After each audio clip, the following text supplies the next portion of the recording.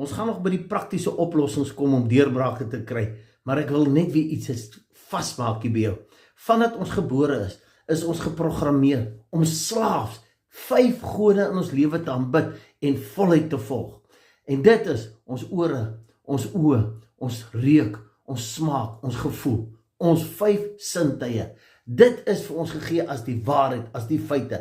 Dis hoekom, as jy sit voor 'n dokter en hy wys vir jou daai uitslaa van die siekte, dan sê jy ja, dit is feite en ek aanvaar dit. As jy kom voor 'n toedeur en as die deurbraak nie, dan sien jy as die einde. En dit is ons realiteit, ons waarheid. Maar dis nie hoe dit werk nie. En ons het 'n slaaf daarvan geword en ons hele lewe daarvolgens aangepas.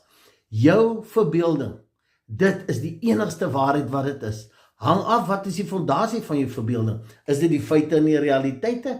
Of is dit hierdie waarheid wat Jesus kom blootstel het aan ons? The Christ within.